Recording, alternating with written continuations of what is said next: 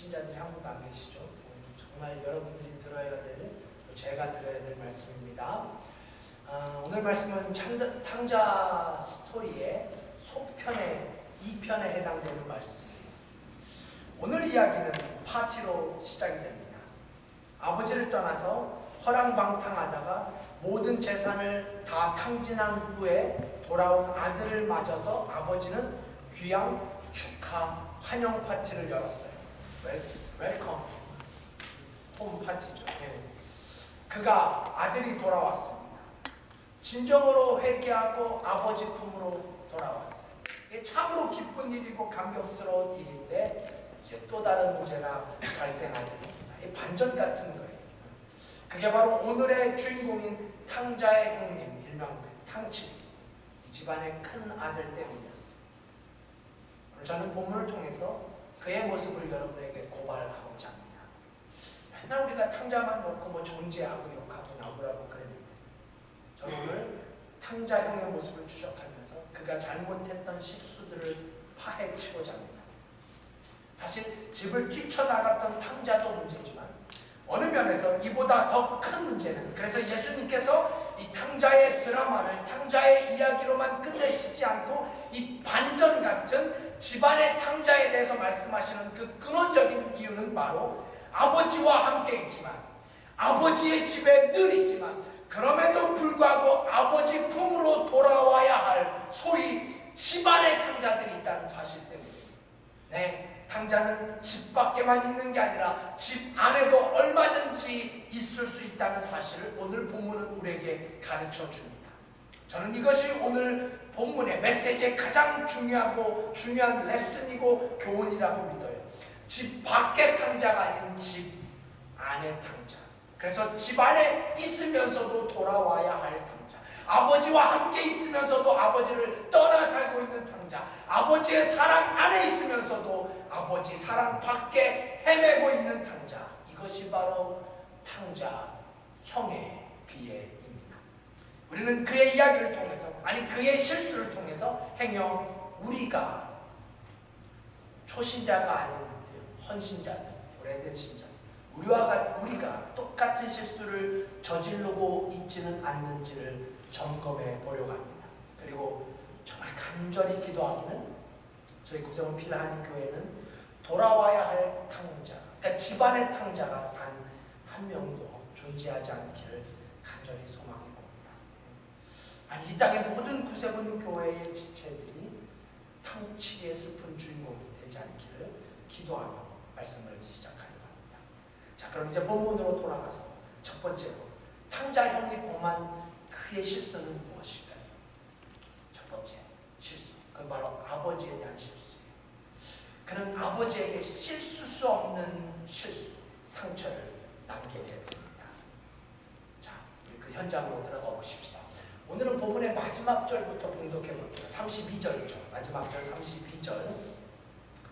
자, 어떻게 이 드라마가 끝이 납니까? 함께 할까요? 시작. 내 동생은 죽었다가 살았으며 내가 잃었다가 얻었기로 우리가 즐거워하고 기뻐하는 것이 마땅하니라 하리라. 자, 제가 묻습니다. 지금 탕자 아버지가 왜 잔치를 열었을까요? 왜 열었어요? 컴백 홈 파티예요. 컴백 홈 잔치. 아들이 돌아왔으니까 파티를 열었습니다. 돌아온 아들을 축하하고 격려하고 돌아온 아들을 환영하기 위해서 열었어요. 아들이 잘 돌아왔다라는 것을 느끼기 위해서 잔치가 열렸습니다. 하지만 여러분, 이 모든 것들은 피상적인 관찰일 수 있어요. 왜냐하면 정말 아버지가 잔치를 연 이유는 아버지가 좋아서 연 잔치였기 때문에, 아버지가 기뻐서 연 잔치, 아버지가 좋아서 잔치를 열었어요. 아버지가 파티를 해야 했기에 파티를 하고 싶어서 준비한 파티였어요. 그러므로 이 파티는 The Party for Son이 아니라 The Party for Daddy입니다. 왜요? 아들이 돌아왔을 때 아들보다 더 기뻐했던 것은 사실 아버지 자신이었기 때문이에요. 여러분, 우리가 이것을 간과하지 말아야 됩니다. 이것은 지금 탕자형의 고백처럼 탕자를 위해서 잔치가 시작된 게 아니었다라는 말씀이에요. 잔치였네요. 정말 아버지가 기뻐서 좋고 감사하고 해피해서 연 잔치였어요. 그런데 이 탕치가 이런 아버지의 마음을 이해하지 못했어요. 전혀 깨닫지 못했어요. 아니, 이해하려고 하지 않았다는 것이 더 정확한 표현일 것 같아요. 이해하지 않았어요. 이해하기 싫었어요. 이해하고 싶지 않았어요. 여러분, 이 탕자 그 형의 마음속에는 이런 마음이 있었을 것 같아요. 다시 돌아온 동생을 보면서 그가 아버지의 마음을 전혀 이해하지 못한 나쁜 놈이라고, 나쁜 동생이라고 돌을 던져요. 분가의 때를 기다리지 못하고 서둘러 자주와 독립을 요구하며 먼 나라로 떠난 동생, 나쁜 놈, 나쁜 자식이라고 그렇게 생각합니다. 몹쓸 놈이고 불효자 중에서도 불효자예요. 그러면 여러분, 지금 이렇게 생각하고 있는 마다들은 과연 아버지의 심정을 알았을까요? 아니, 생각해 보십시다. 둘째 아들이 집을 나간 후에 아버지의 고통이 얼마나 컸었을까요? 둘째 아들이 집을 뛰쳐나가니 이 아버지의 고통이 얼마나 컸었겠습니까? 참, 제가요 말씀을 준비하면서 갑자기 제 청소년 시절 제가 딱 한 번 가출했었는데요. 그때가 생각이 나는 거예요. 탕자의 가출 사건을 고발하면서 특별히 이 탕자 아버지의 모습을 여러분과 나누면서 가출했던 제가 이 아버지의 아픔과 고통을 얘기한다는 게 좀 뻔뻔하다는 생각마저 들었던 게 사실인데, 이게 설교자가 지녀야 할 고통이고 아픔일 텐데, 물론 저는 아주 타당한 이유로 일주일간을 가출했습니다. 정말 타당한 이유였어요. 뭐 타당한 가출이라는 게 있느냐고 반문하시겠지만 저 경우는 정말 그랬는데요. 제가 여기까지만 말씀드릴게요. 더 이상 알려고 하지 마시고 갇힐 수 있어요. 여러분, 다시 이 탕자 아버지의 심정을 생각해 보십시다. 얼마나 이 아버지의 마음이 아팠겠어요. 얼마나 마음이 아팠겠어요. 제가 말씀드렸죠. 저희 둘째 박예나가 어느 날 제가 좀 야단을 치느라고 자꾸 아빠 말 안 들으면 제가 그랬어요. 예나한테 너 바깥으로 내쫓을 거라, 내보낼 거라고, 킥아웃 할 거라고. 그랬더니 저희 예나가 아주 유유히 자기는 은총이네 집에 가면 된다고, 은총이네 집에 가서 살면 된다고.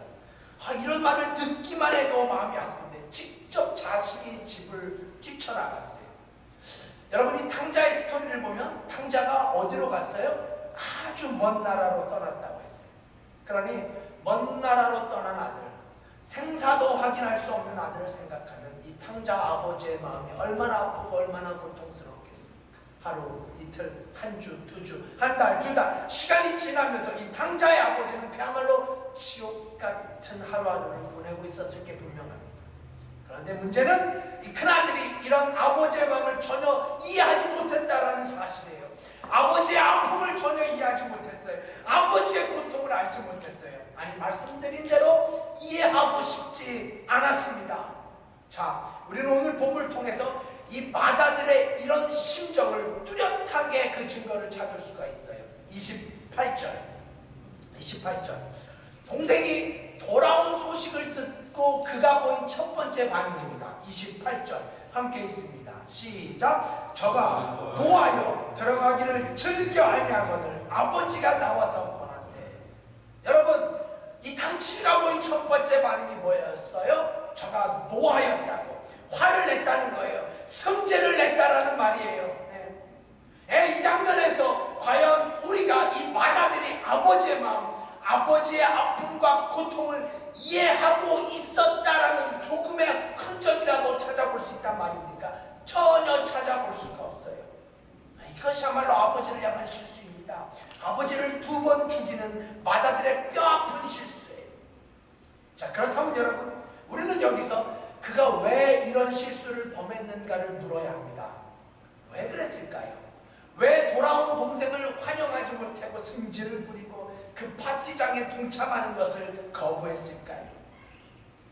자, 오늘 본문을 조금 더 묵상해 보면 아마 이 마다들에게는 동생인 탕자가 다시 돌아옴으로써 자신이 누려야 할 아버지의 사랑과 애정을 빼앗기는 것으로 착각했던 것 같아요. 그러니까 다시 말씀드려, 자신을 향한 아버지의 사랑, 아니 자신만을 향해 존재해야 하는 아버지의 사랑과 관심이 둘째 아들로 옮겨지는 것으로 판단했던 것 같아요. 그런데 여러분, 이게 아버지에 대한 판단 미스죠. 아버지에 대해서 잘 몰랐어요. 우리가 여기서 아주 중요한 구절을 발견해야 되는데요. 본문의 31절 말씀, 31절 말씀. 이 아버지가 큰아들을 위해서 뭘 준비했는가? 아주 중요하고 멋진 장면이에요. 함께 읽습니다. 31절 시작. 아버지가 이르되 예, 너는 항상 나와 함께 있으니 내 것이다, 내 것이로되. 아버지는 이미 내 것이 누구 거라고 선포하고 계세요? 아버지 것이다, 큰아들 거라고 선포하고 계세요. 여러분, 이 부분을 큰아들이 잊으면 안 돼요. 이게 아버지의 계획이었어요. 아버지의 마음이요, 큰아들을 향한 아버지의 사랑이었다라는 말씀이에요. 그래요? 말씀드렸듯이 이 당시 아버지의 재산은 맏아들이 상속하는 게 그때의 법이었어요. 부모의 재산을 맏아들이 상속하는 거예요. 그러니까 이 큰아들에게는 특권이 있었어요. 아버지의 것이 다 큰아들의 것이 되는 엄청난 특권이 있었단 말이죠. 하지만 여러분, 여기 잘 들어주셔야 돼요. 우리는 이 집안의 탕자인 맏아들을 보면서 정말 잊지 말아야 할 레슨은, 이런 특권은 반드시 책임이 동반되어진다는 사실이에요. 모든 특권은 반드시 책임이 동반되어집니다. 그렇습니다. 맏아들에게는 상속자의 특권이 있었어요. 또 그는 아버지를 제외하고 이 집안의 가장 어른이에요. 아버지가 계시지 않으면 아버지를 대신해서 결제할 수 있는 결제권이 있었습니다. 분명 맏아들에게는 특권을 가질 권리가 주어졌어요. 하지만 사랑하는 여러분, 이런 특권은 반드시 책임이 동반되어진다는 사실을 우리는 결코 잊지 말아야 합니다. 특권은 반드시 책임이 동반되어집니다. 성경이 한결같이 이 부분을 강조합니다. 여러분, 성경이 축복을 말하고 있는 구절을 보시면 우리 믿음의 사람들이 받고 누리는 축복은 하나같이 소위 그리하면의 축복입니다. 제가 아주 좋아하는 표현이 그리하면의 축복. 어떤 구절이 떠오르세요? 아니, 이런 구절이 사실 한두 구절이 아니에요. 가장 대표적인 것. 너는 먼저 그의 나라와 그의 의를 구하라. 그리하면 이 모든 것을 너에게 더하시리라. 먼저 그 나라와 의를 구하라. 그 나라와 그 의를 함께 해주면 정말 제가 힘을 안 주는데, 그리하면 이 모든 것을 너희에게 더하시. 할렐루야, 할렐루야, 할렐루야, 할렐루야,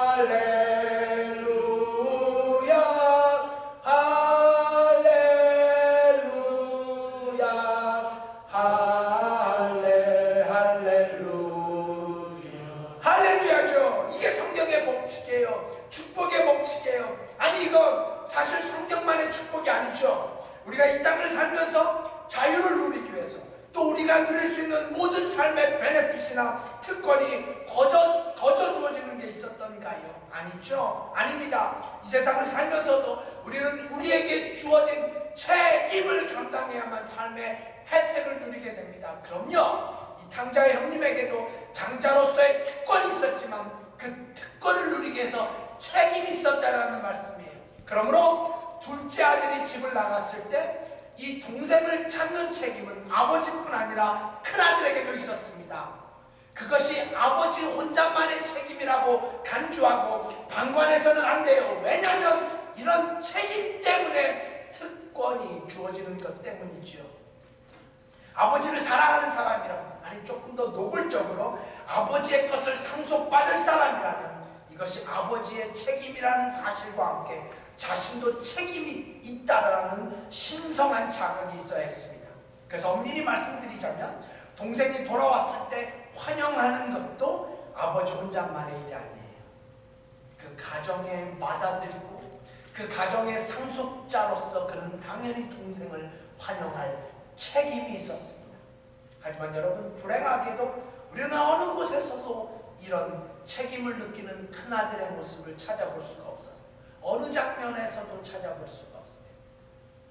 그래서 이 아들이야말로 집안의 탕자입니다. 정말 이 큰 아들이야말로 돌아와야 할 탕자예요. 방탕하고 방황하고 타락했던 동생, 집을 뛰쳐나갔던 탕자는 결국 돌아왔습니다. 그래서 그는 이제 진짜 아버지의 아들이 됩니다. 그런가 하면 집안에 늘 있었던 큰아들, 이 큰아들이 이제 진짜 탕자가 됩니다. 탕칠이는 이제 진짜 탕자가 돼요. 얼마나 서글픈 스토리입니다. 자, 이 집안의 탕자가 되어버린 큰아들의 고백, 아버지와의 대화, 우리가 함께 읽어봅시다. 본문의 30절, 아버지와의 대화 함께 볼까요? 함께 있습니다. 시작.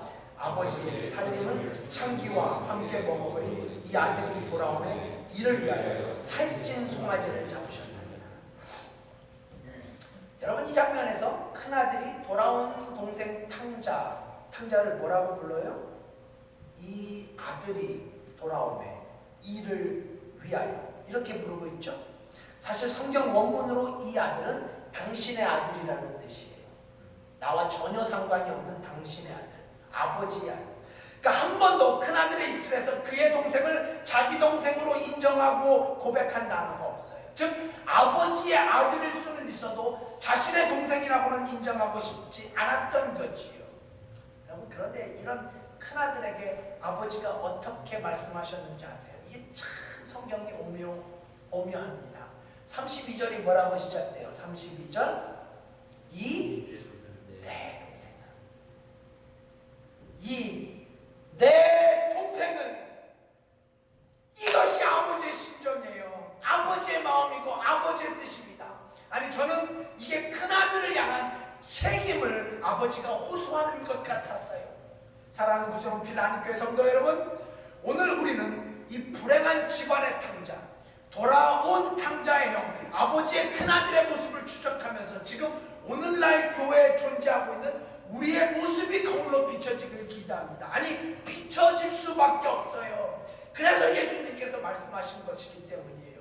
자기의 특권을 즐길 줄은 알지만 그 책임을 다하지 못하는 큰아들의 모습들, 때때로 교회에 오래 출석한 교인일수록 실수하기 쉬운, 아주 범하기 쉬운 우리의 모습이 아니겠습니까? 오래 믿었다는, 교회 오래 다녔다라는 사실을 자부하고 그 특권을 누리기를 원하면서 마땅히 감당해야 할 책임을 회피하는 신자들의 모습을 우리는 오늘날에 얼마든지 찾아볼 수 있지 않겠습니까? 다시 한번 제가 우리 성도님들 향해 도전하고 싶어요. 이런 동생을 찾는 것은 아버지 혼자만의 책임이 아니라는 사실을 명심하십시오. 아니, 조금 더 현실적으로 말씀드리자면 그 책임을 다해야만 우리에게도 상속의 특권이 주어진다는 사실을 잊지 마셔야 합니다. 비록 겉으로는 아버지와 함께 있는 것 같고, 비록 겉으로는 아버지와 늘 함께 있는 것 같지만 속으로는 아버지를 떠난 큰아들이라면 그도 탕자입니다. 이제 그가 돌아와야 할 차례입니다.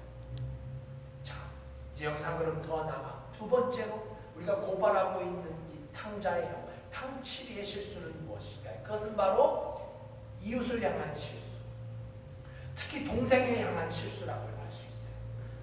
여러분, 이 동생을 향한 형님의 실수가 뭐라고 여러분은 생각하시는지요? 저는 이 부분이 아주 중요한 오늘의 메시지라고 생각해요. 그건 바로 이 동생의 죄를 이 형이 과대손전하고 있다는 사실이에요. 오늘 본문을 자세히 보시면 이 형님의 실수가 아주 분명하게 지적되어 있습니다. 자, 우리 다시 한번 30절을 봐주시겠어요? 30절을 보시면 마다들이 이렇게 소리치죠. 아버지의 살림을 창기와 함께 먹어버린 이 아들. 이것이 동생에 대한 형의 생각이었죠. 하지만 이것은 부분적으로 사실일 수 있지만 전체적으로 보면 상당히 과장되어 있다는 점을 우리는 발견할 수 있어야 합니다. 그것을 확인하기 위해서 우리가 지난번에 본문인 12절을 확인해 볼 필요가 있어요. 12절로 가보실까요? 12절 말씀.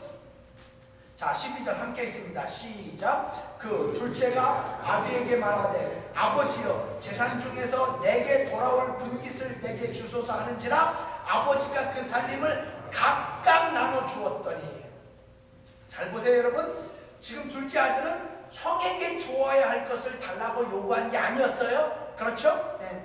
자신을 위해서 준비된 자신의 목만을 달라는 건지요. 아마 그 당시의 법과는 달리 이 아버지와 형 그리고 이 가족이 이미 합의한 자신의 목이 있었을 거라고 생각해요. 그러므로 둘째 아들의 요구는 어느 면에서 지나친 것이 아닐 수 있습니다. 법적으로도 문제가 되지 않을 수 있어요. 아버지로부터 자신에게만 돌아올 분깃, 자신에게만 해당된 돈만 요구했던 거예요.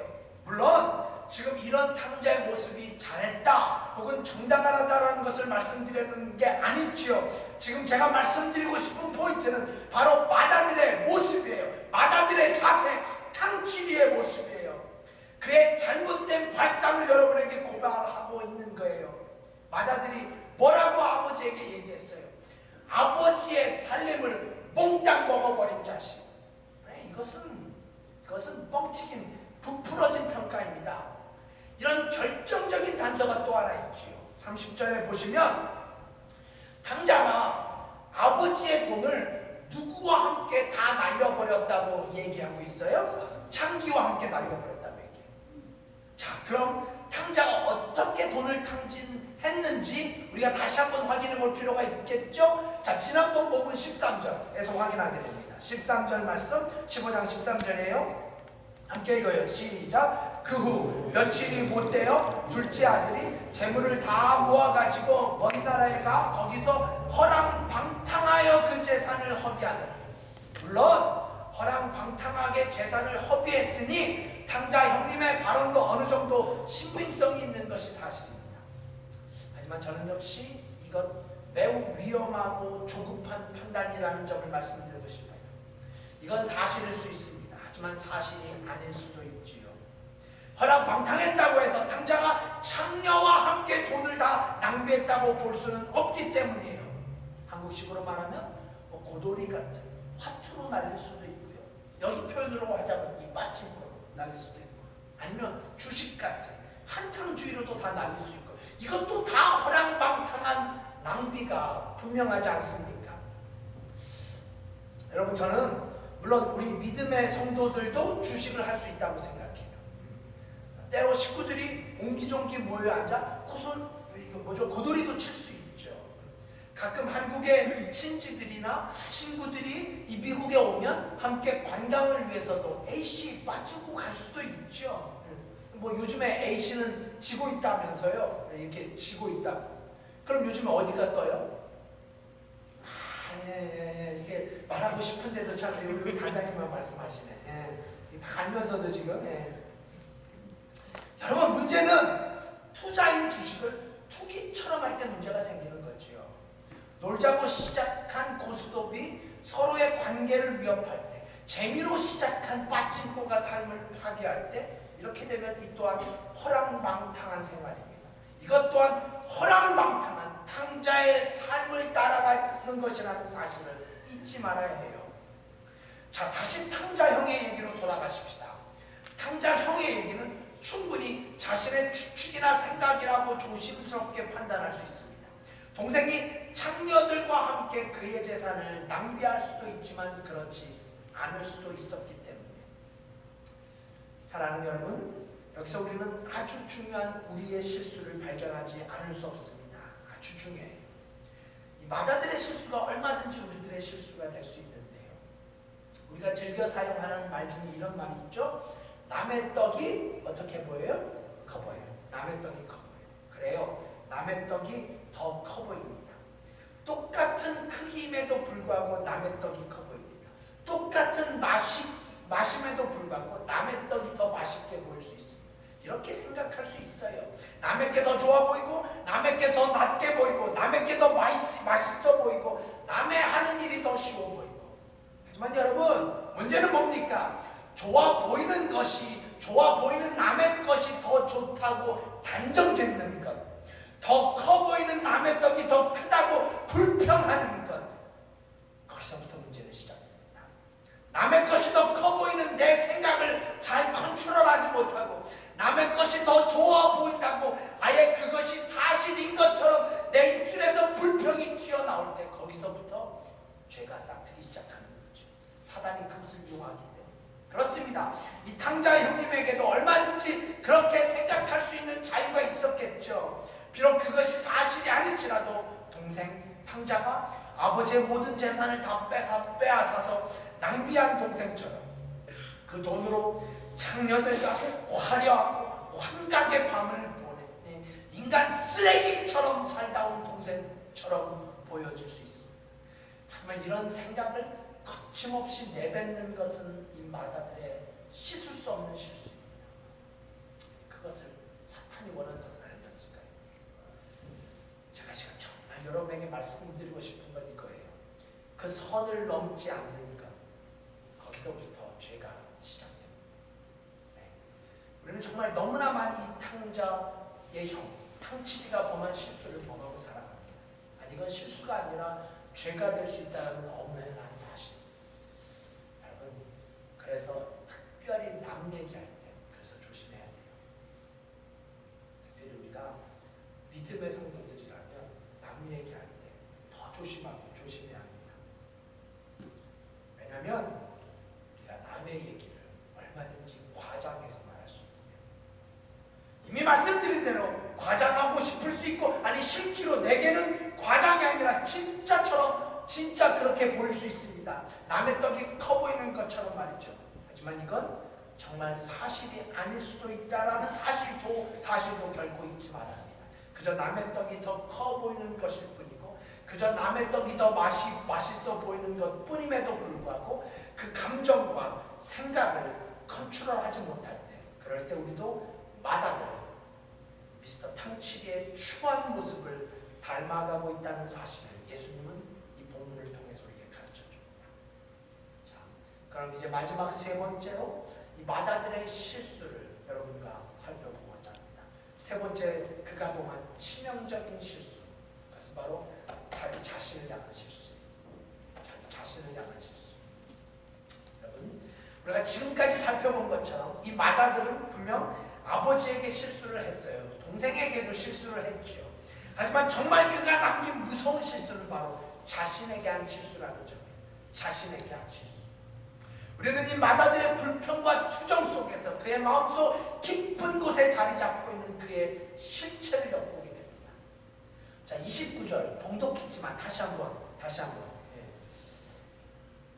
자, 함께 봉독해 볼까요? 29절 함께 했습니다. 시작. 아버지께 대답하여 가로되 내가 여러 해 아버지를 섬겨 명을 어김이 없거늘 내게는 염소 새끼라도 주어 나와 내 것으로